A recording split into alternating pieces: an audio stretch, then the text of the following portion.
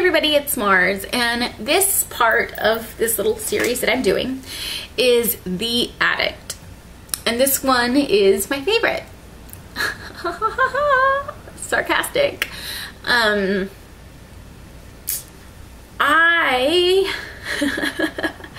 This is hard to talk about because this took up most of my life, but dating a drug addict is very hard. It is very hard. And a lot of people would ask me, like, why are you putting up with it? And why, like, let me give you an insight of what I had to deal with. I was young and stupid, obviously. I dated a guy for a very, very, very long time, maybe about 5 years. And we lived with each other. And he used to do a lot of drugs, like a lot of drugs. He used to do cocaine, marijuana, which I don't consider that really a drug. Pot. Please, like a gateway drug. No. But he also did crystal meth. He would also, anything he could get his hands on. He would pop pills like crazy. And what's horrible, and it's very hard to point fingers if you're in that point. So depending on how you meet this addict, whether you do drugs with them and then you end up dating them, it's very hard because you go through a time in your life where you're partying and you meet this person and there's so much fun and you're like, yeah, I'm having so much fun with you and you're awesome, let's date. So we start dating and then you're like, whoa, like there's a difference between partying and taking like 12 to 20 pills of ecstasy in one night. So calm down. And then it's like anytime you go out, you become the babysitter. And you have to be like, wait, are you drinking? Wait, were you doing coke? Why are your eyes like that? Were you doing meth? Like it was horrible. Like, but it made me grow up like that. And what's horrible is that I used to like live with him and his mom. And his mom, like, she had this little system. Like, whenever he came home, she'd be like, oh, give me a hug. And she would hug him and put her ear on his chest to listen to his heartbeat. And would hug him and go, so that she could smell anything that was on him and hear his heartbeat. Like, seriously, like, we would have to sit there and make sure he was still breathing. On the phone with poison control, hoping that he would get arrested so that he could learn. Like,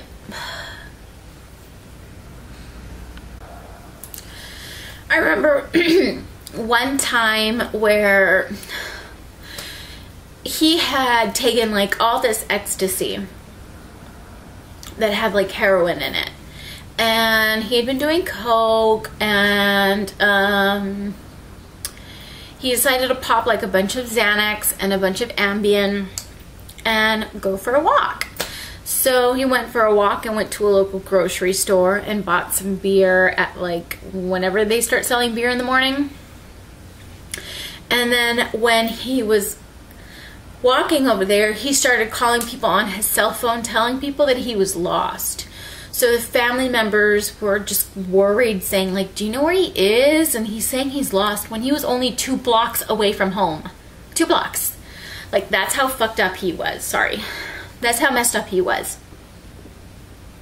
So, like, we would leave him be. Like, in order for them to realize what they're doing, they have to hit rock bottom in order for them to get out of that.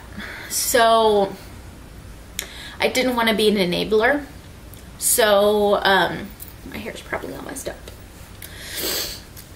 So I was like, fine, leave him alone. Bought beer, got out of the place, dropped the beer outside the door, and then went back and asked for his money back. Like, he was so lucky he didn't get arrested. He ended up coming home.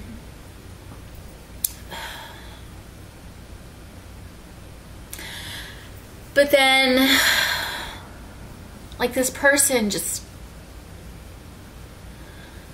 I don't know.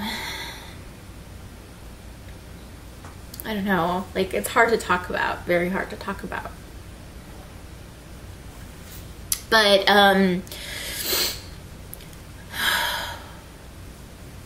this person went to rehab 4 times. 4 times. Like, it may seem like partying and fun, but when it becomes to a point that they're, like, he disappeared for like a week doing crystal meth. Like, he was up for like 5 or 6 days on crystal meth. And what's horrible is that I'm friends with a lot of DJs, and I'm in like the electronic music scene with raves and parties and DJs, and like a lot of my ex-boyfriends are DJs. So it's very hard to be in that scene and not be around drugs, and it's just hard, especially in that scene. So he went to rehab, came back, and it's like, oh, and this was like after, like, we had only been dating for 6 months, and he went to rehab for the first time. And I stayed with his mom, and he came back. Do you know how many times I've had to do family week? If you have had any family member, if you watch Intervention, it's like I can sit there and watch that show and say, they're gonna relapse. Like, it's sad. And I've had friends that tell me, like, what? It's just partying, get over it. And then they start to go through it, and then they're like, oh my God, Mars, I'm so sorry. I didn't know it was like that. Because it takes away your life. Like, you can't even go out without having fun. Like, I couldn't even leave the house without worrying that he was gonna go and do coke or eat pills or score somewhere. Like, I had to worry about everything. And it's like I was such an enabler, because I wouldn't leave the relationship because I thought at first, like, he's gonna die if I don't take care of him. That was my mentality. And then, so he went to rehab, came back, everything was great. You go through the honeymoon stage, and then he relapses again and says, baby, I'm sorry, I just couldn't help it. It just this once. And then it's okay, and then bam, it happens again. And like, it got to the point that when he was so like strung out on meth, I've been cornered in a bedroom with a screwdriver in his hand yelling at me. I have been hit across the face with a 24-ounce beer. Like, where I have like bruises from trying to cover my face from being beaten. And then this is like when I tell you that sometimes relationships can have everything. He was the victim. He was everything other than the cheater. He was the controller, he was the abuser, he was the addict, he was the victim. He was all of that.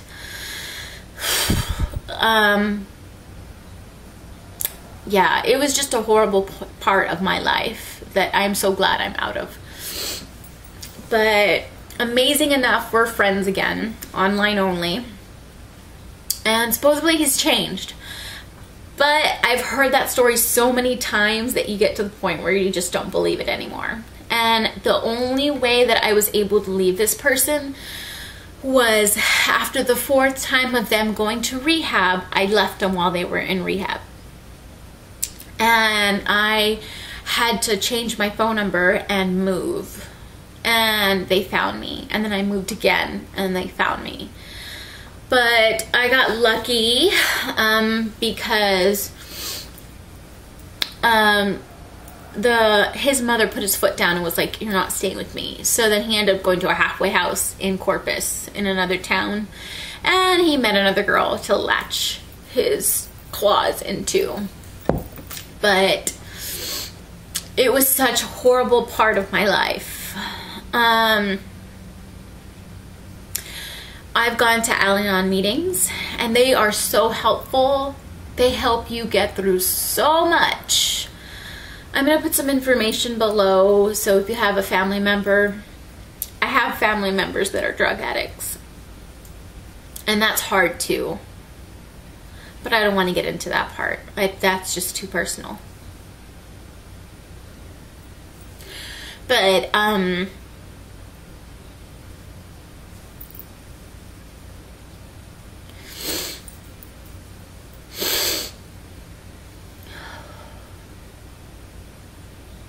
sorry. I should have saved this one for last.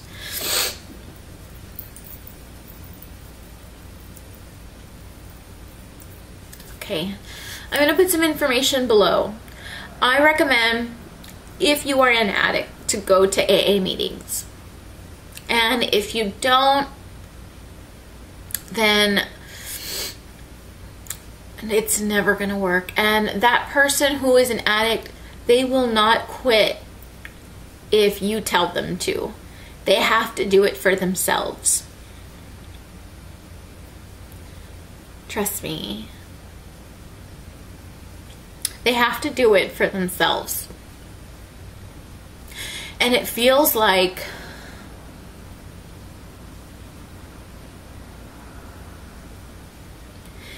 they don't love you. It's like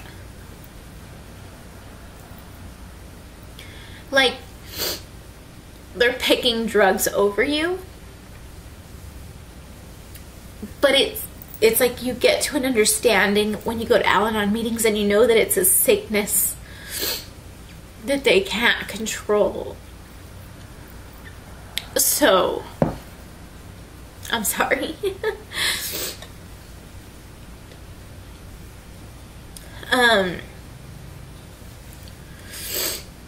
You get to feel in that kind of relationship, it's like, if I can stop, how come they can't stop?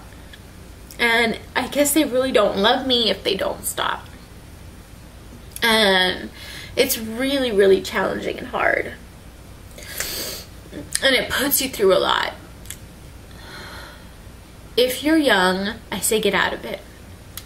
If you're married to this person, I say try to work with it as much as you can. Go to AA meetings, go to Al-Anon meetings. I was an enabler for a very long time. And then the Al-Anon meetings just changed me so much. And I highly recommend them. But if you have anything like this, whether it's a family member or somebody that you're seeing, seek help, because it's the best thing that you can do, and it will make you feel so much better, because it's a pattern that everyone goes through, and you feel like you're in this personal hell that you're dealing with this person, but everyone else that's around an addict has the exact same emotions and hears the exact same stories, like, just this once, I didn't mean to, I'm sorry. But if it gets to the point where it becomes violent, just get out. Just get out while you can. But like I said, I left him when he was in rehab, and I had to move several times because he would find me. But that's my advice. Sorry, this one was a little bit longer on and my personal stories of dealing with an addict. And I hope this helps you and makes you feel that you're not alone, because there are a lot of people out there that deal with this kind of stuff.